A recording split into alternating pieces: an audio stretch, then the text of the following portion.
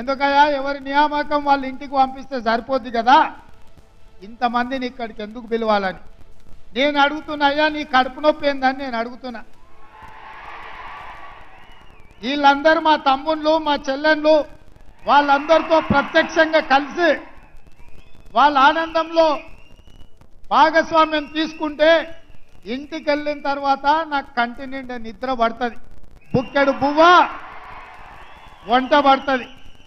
ఎందుకంటే నా బాధ్యతను నేను నెరవేరుస్తున్నా అన్న సంతోషం నమ్మకం నాకు కలుగుతుంది. ఎందుకంటే మీలాకటోళ్ళు లక్షలాది మంది కొట్లాడితేనే, మీరు కట్టెబట్టుకొని నిలబడితేనే ఈనాడు ఈ ప్రభుత్వం ఏర్పడ్డది. మీ అన్నగా రేవంత్ అన్నగా ఈ రాష్ట్రానికి ముఖ్యమంత్రిగా బాధ్యత చేపట్టిన.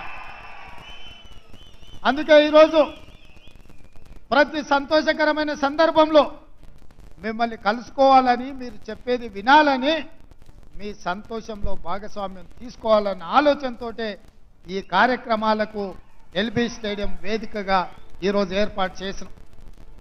ఎల్బీ స్టేడియంలో ఎలా వేలాది మంది సమక్షంలో మేము ముఖ్యమంత్రి బాధ్యత చేపట్టినప్పుడు మా కుటుంబ సభ్యులు, మా శ్రేయాభిలాషులు, మా మిత్రులు, మా అభిమానులు ఎంత ఆనందపడ్డారో, ఇవాళ మీ నియామకాల సందర్భంగా కూడా మీ తల్లిదండ్రులు, మీ సోదరులు, మీ కుటుంబ సభ్యులు ఆ సంతోషంలో భాగస్వాములు కావాలన్నదే మా ప్రభుత్వం యొక్క ఆలోచన. అందుకే మిత్రులారా, మిమ్మల్ని అందరినీ ఇక్కడికి రప్పించి మీ సంతోషంలో మేము కూడా భాగస్వాములమై మీ ఉద్యోగ నియామక పత్రాలు అందించే కార్యక్రమాన్ని చేపట్టినాం. చేపట్టాలా వద్దా అని నేను మిమ్మల్ని అడుగుతున్నా. చేపట్టాలా వద్దా? మీ సంతోషంలో మేము భాగస్వామ్యం పాల్గొనడం మీకు ఇష్టమా లేదా? ఆ హరీష్ రావు నన్ను అడ్డం పడితే చెప్పండి.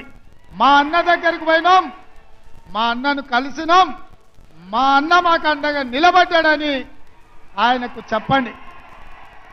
ఇంకొక మాట కేసీఆర్కు గుర్తు చేయదలుచుకున్నా. అయ్యా జూన్ 2, 2014 నాడు తెలంగాణ రాష్ట్రం ఏర్పడితే ఒక్క గంట కూడా ఆలస్యం చేయలే. గవర్నర్ గారు అపాయింట్మెంట్ తీసుకున్నావు, మంత్రివర్గాన్ని ఏర్పాటు చేసుకున్నావు. అందులో మీరుంటిరి, మీ కొడుకుండే, మీ అల్లుడుండే. ఆ తర్వాత జరిగిన ఎన్నికలలో మీ కూతురు నిజామాబాద్ ఎంపీగా టికెట్ ఇచ్చి గెలిపించుకుంటే, ఆ తర్వాత మీ బంధువు వినోద్ రావుని ఎంపీగా చేసుకుంటేవి, ఆ తర్వాత మీ సడ్డకుడు కొడుకు సంతోష్ రావుకు రాజ్యసభ ఇచ్చుకుంటేవి, ఆ తర్వాత పార్టీ ఫిరాయించిన మీ ఎర్రబల్లి దయాకర్రావుకు మంత్రి పదవి ఇచ్చుకుంటేవి.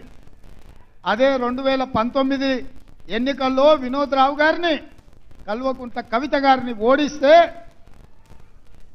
6 నెలలు కూడా ఆలస్యం చేయలే. 100 రోజులు తిరక్క ముందే ఆయన కూతురుకు ఉద్యోగం లేకపోతే తండ్రిగా ఆయనకు దుఃఖం వచ్చింది, కళ్ళల్లో నీళ్లు వచ్చినాయి. కన్నబిడ్డను శాసన మండలి సభ్యురాలుగా చేసిండు. ఆయన బంధువు వినోద్ రావును ప్లానింగ్ కమిషన్ వైస్ చైర్మన్ చేసుకున్నావు.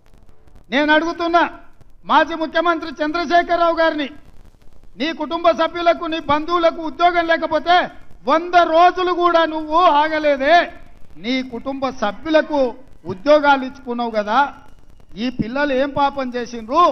3650 రోజుల నుంచి, దాదాపుగా 10 సంవత్సరాల నుంచి ఉద్యోగ నియామకాల కోసం 30 లక్షల మంది నిరుద్యోగ యువకులు ఎదురు చూస్తున్నారు.